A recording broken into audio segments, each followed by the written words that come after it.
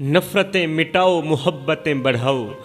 یہ دنیا نفرتوں کے بوجھ سے تو پہلے ہی تھک چکی ہے، اب ہر دل میں محبت کا چراغ جلانا ہوگا۔ جب ہم نفرتوں کو اپنے دل میں جگہ دیتے ہیں، جب ہم کدورتوں کو اپنے دل میں جگہ دیتے ہیں، تو یہ نہ صرف ہمیں اندر سے کھوکھلا کر دیتے ہیں بلکہ وہ رشتے بھی برباد کر دیتے ہیں جو کبھی محبت کا مضبوط سہارا ہوا کرتے تھے۔ زندگی بہت مختصر ہے، اسے نفرتوں میں ضائع مت کرو میرے بھائیو۔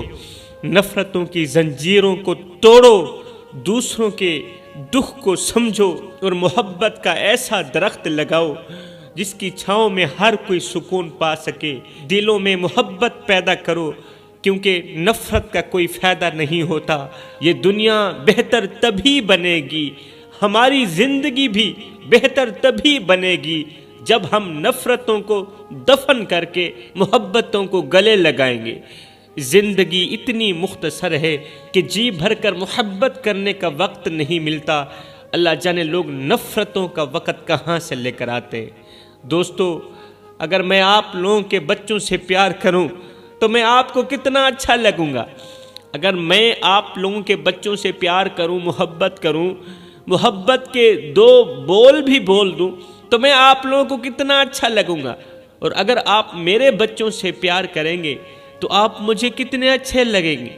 تو جب ہم سب لوگ رسول کریم صلی اللہ علیہ وسلم کی امت سے پیار کریں گے، اللہ کے بندوں سے محبت کریں گے، تو ہم سب لوگ اللہ کو کتنے اچھے لگیں گے، ہم سب لوگ مدینے والے کریم آقا کو کتنے اچھے لگیں گے۔ آج کس کس کا رونا رویا جائے میرے بھائیو۔ آؤ میں تمہیں ایک غریب بہن کی درد بھری کہانی سناتا ہوں۔ ایک غریب بہن لرزتے قدموں کے ساتھ بڑے عرصے کے بعد بھائی کے دروازے پر پہنچی، آنکھوں میں آنسو، دل میں امید اور لبوں پر لرزتے الفاظ۔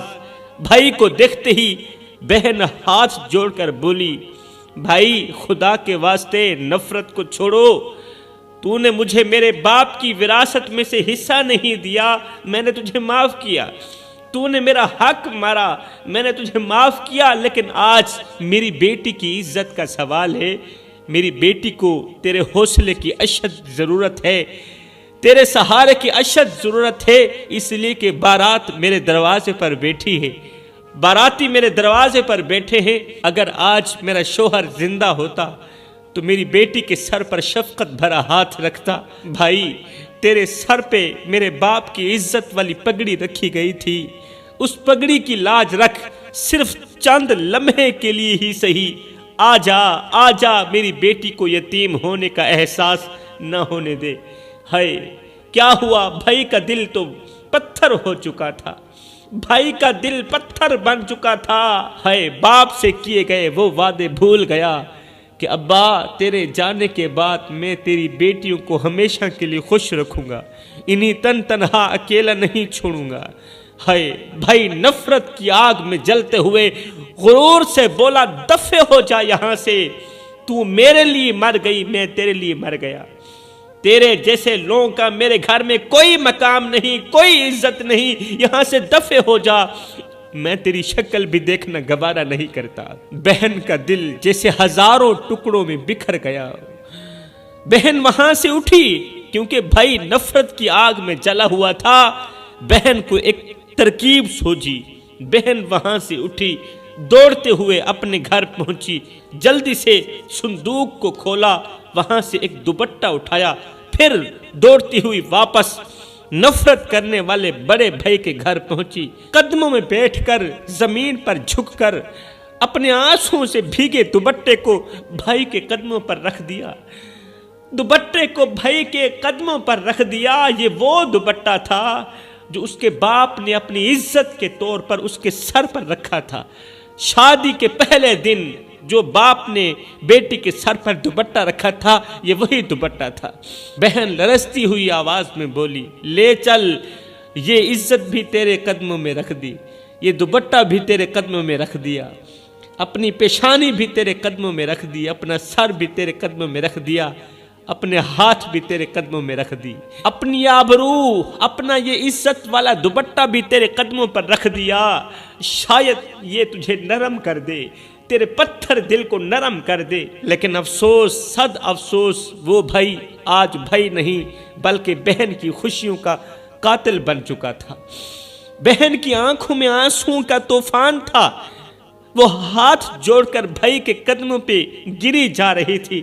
بھائی خدا کا واسطہ ہے، خدا کا واسطہ مجھے مت ٹھکرا، میں تیری بہن ہوں، میں تیری بیٹی جیسی ہوں۔ ہائے پھر کیا ہوا؟ ظالم بھائی نے بہن کو جھٹکتے ہوئے، یہ کہتے ہوئے بہن کو دھکے دے کر دروازے سے باہر نکال دیا کہ تو وہی نہیں ہے جس نے مجھے اپنی بیٹی کا رشتہ نہیں دیا، تو وہی نہیں ہے جس نے میرے بیٹے کو ٹھکرایا، اپنی بیٹی کا رشتہ غیروں میں کر دیا، بیٹی کا رشتہ غیروں کو دیا، میں بھائی کو کیوں نہیں دیا؟ ہائے، یہ سنتے ہی بہن کا دل ٹوٹ گیا، بہن کا دل جیسے ہزاروں ٹکڑوں میں بٹ گیا، بہن کی سسکیاں آسمان تک جا پہنچی۔ وہ دوپٹہ جو اس کے باپ نے اس کی عزت کے لیے دیا تھا، آبرو کے لیے دیا تھا، عزت چھپانے کے لیے دیا تھا، آج مٹی میں لت پت ہو رہا تھا، اور بہن لرزتے قدموں کے ساتھ اپنی آنکھوں کے سامنے اپنی عزت کا جنازہ دیکھتی ہوئی ایک بار پھر سے باپ کی قبر پر گئی، اپنی عزت کا جنازہ دیکھتی ہوئی بہن ایک بار پھر سے باپ کی قبر پر گئی، آنکھوں میں بے بسی کے سمندر اور دل میں ٹوٹے خوابوں کے ٹکڑے لیے باپ کی قبر کے سراہانے بیٹھ کر اپنے آنسوں سے مٹی کو تر کرتے ہوئے کانپتی آواز میں بولی، ابا یہ دیکھ تیری بیٹی تیرے قدموں میں آ گری، ابا دیکھ تیری بیٹی تیرے قدموں میں آ گری ہے، وہ دوپٹہ جو تو نے میری عزت کے لیے دیا تھا آج مٹی میں لت پت ہو چکا ہے۔ ابا تو نے تو کہا تھا کہ بیٹیاں ہمیشہ باپ کی عزت ہوتی ہیں، لیکن آج دیکھ تیرے بیٹے نے تیری تربیت کا جنازہ نکال دیا ہے، وہ بھائی جسے تو نے میری حفاظت کے لیے چھوڑا تھا آج اس نے مجھے دھکے دے کر دروازے سے باہر نکال دیا۔ یہ دنیا کتنی ظالم ہے ابا، یہ دنیا کتنی ظالم ہو گئی ہے۔ یہاں بہنیں صرف اس وقت تک بہنیں رہتی ہیں جب تک وہ باپ کی وراثت میں سے حق نہیں مانگتی۔ ابا آج میں ٹوٹی ہوئی بکھری ہوئی تیرے قدموں میں آ بیٹھی ہوں۔ بہن نے اپنے لرزتے ہاتھ قبر کی مٹی پر رکھتے ہوئے کہا، ابا اگر آج تو زندہ ہوتا تو میری بیٹی کے سر پر شفقت بھرا ہاتھ رکھتا، آج اگر میرا شوہر زندہ ہوتا تو میری بیٹی کے سر پر شفقت بھرا ہاتھ رکھتا، لیکن آج تیری تربیت کو تیرے ہی بیٹے نے دفن کر دیا، تیری اولاد نے تیری تربیت کو مٹی میں دفن کر دیا۔ میں تھک چکی ہوں ابا، اس دنیا کی نفرت سہتے سہتے میں تھک چکی ہوں، میرا جگرا پھٹ چکا ہے، کیا اب بھی مجھے تیرے پاس آنے کی اجازت نہیں ہے؟ یہ وہ منظر تھا کہ قبر کے ارد گرد ہوا جسے رک گئی ہو، ایک دم آسمان سے نرمی کے ساتھ چند بوندیں گرنے لگی، بارش کے قطرے گرنے لگے، جیسے فرشتے بھی اس کے دکھ پر آنسو بہا رہے ہو۔ یہ بارش کے قطرے نہیں تھے، یہ تو فرشتوں کے آنسو تھے جو زمین پر گر رہے تھے۔ بہن کی سسکیاں قبر کی مٹی میں گم ہو گئیں، لیکن اس کی فریاد آسمان کی بلندیاں چیرتی ہوئی انصاف کے دروازے تک جا پہنچی۔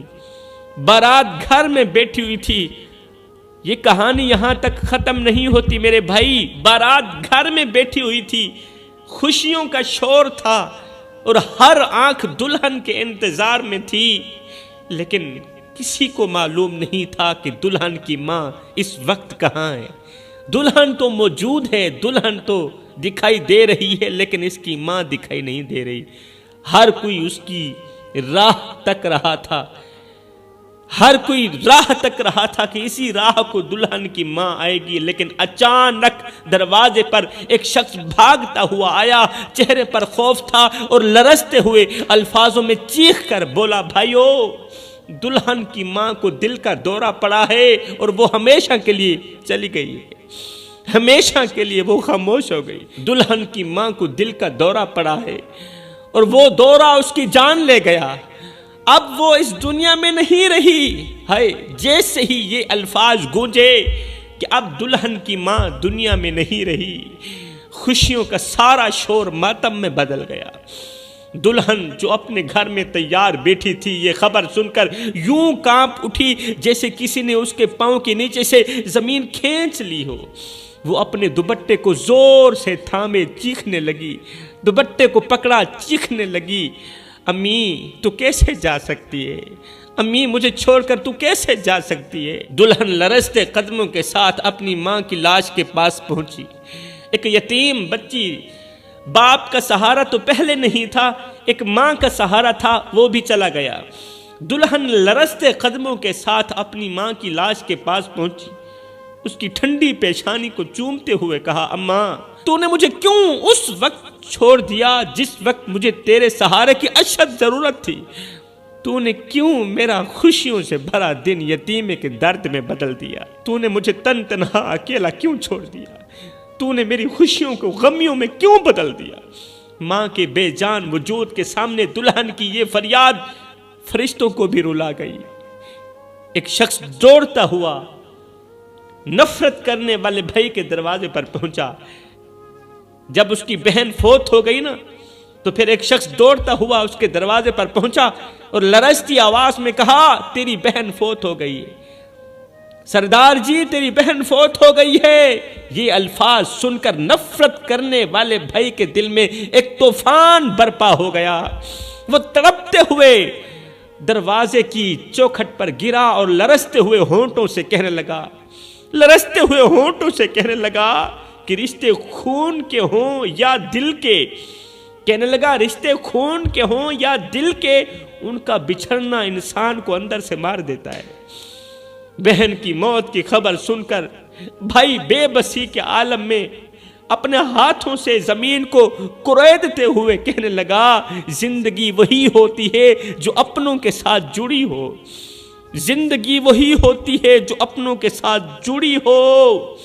اللہ اکبر، ورنہ نفرت کے رشتے انسان کو اندھا کر دیتے۔ بھائی جلدی سے اٹھا اور دوڑتے ہوئے بولا، بھاگتے ہوئے بولا، مجھے اپنی بہن کے پاس لے چلو، وہ مر نہیں سکتی، اب وہ ہمیشہ میری بہن رہے گی۔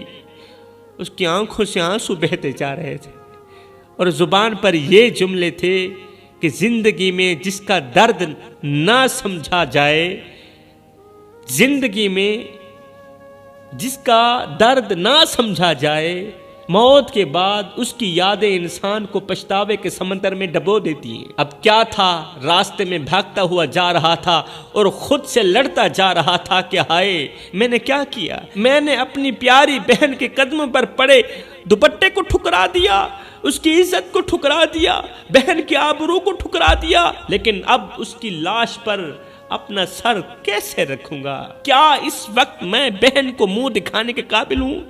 بہن کے گھر پہنچتے ہی بہن کی بے جان لاش کو دیکھتے ہوئے اس کے قدموں سے زمین کھسک گئی، زمین نکل گئی۔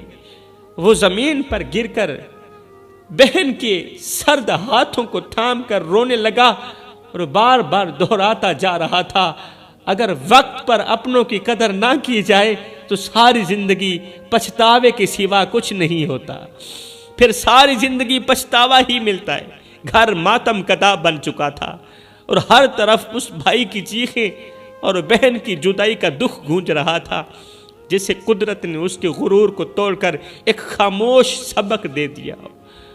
پھر کیا ہوا؟ لوگوں نے دیکھا کہ وہ بھائی جو کبھی بہن کے قدموں پر پڑے دوپٹے کو جھٹک دیتا تھا، آج اپنی بہن کی قبر کے قریب کھڑا آنسو بہاتے ہوئے یہ اعلان کر رہا تھا، فلاں دن میری بہن کا 40واں ہوگا، بھائیو فلاں دن میری بہن کا 40واں ہوگا، میں خوب لنگر پکاؤں گا، علاقے میں رہنے والا ہر امیر غریب کھائے گا اور دعا کرے گا کہ اللہ میری بہن کی مغفرت فرمائے۔ یہ سن کر ایک بوڑھا شخص آگے بڑھا اور درد بھری آواز میں بولا، زندہ لوگوں کی عزت نہ کرنا اور مرنے کے بعد ان کے لیے 40 دیگیں پکانا انسانیت کا سب سے بڑا فریب ہے۔ بڑا ہی کمال کا جملہ دے گیا۔ کہا زندہ لوگوں کی عزت نہ کرنا اور مرنے کے بعد ان کے لیے 40 دیگیں پکانا انسانیت کا سب سے بڑا فریب ہے، سب سے بڑا دھوکہ ہے۔ یہ شخص بوڑھے کی بات پر تڑپ اٹھا، آنکھوں سے بہتے آنسوں کے ساتھ چیخ کر بولا، لوگو میں نے اپنی بہن کی قدر نہیں کی، میں نے بہن کی قدر نہیں کی، میں نے اس کے حق کو جھٹلایا، اس کا حق مارا، میں نے اسے دھکے دے کر گھر سے باہر نکالا، اور آج میری بہن مجھے ہمیشہ کے لیے چھوڑ کے چلی گئی۔ بتاؤ یہ لنگر کس کام کا؟ بتاؤ یہ دیگیں کس کام کی؟ یہ دیگیں اس کے درد کا کفارہ کیسے بن سکتی ہیں؟ وہ زمین پر بیٹھ گیا اور اپنی بہن کی قبر کو دیکھتے ہوئے رو کر کہنے لگا، زندگی کا سب سے بڑا سچ یہ ہے کہ جو مر جاتے ہیں پھر انہیں ہمارے پچھتاوے کی ضرورت بالکل نہیں ہوتی، پھر ہمیں ضرورت ہوتی ہے، ان کو بالکل بھی ضرورت نہیں ہوتی۔ جو مر جاتے انہیں ہمارے پچھتاوے کی بالکل ضرورت نہیں ہوتی۔ زندہ لوگوں کی عزت کرو، زندہ لوگوں کی قدر کرو، ورنہ مرنے کے بعد صرف ماتم اور بے بسی رہ جاتی ہے، مرنے کے بعد صرف یادیں رہ جاتی ہیں۔ میرے بھائیوں، زندہ لوگوں کی قدر کرو ورنہ میری طرح پچھتاؤ گے۔ یہ بات سچ ہے کہ مرنے والوں کے لیے دیگیں پکانا بے معنی ہے، مرنے والوں کے لیے دیگیں پکانا، لنگر پکانا بے معنی ہے۔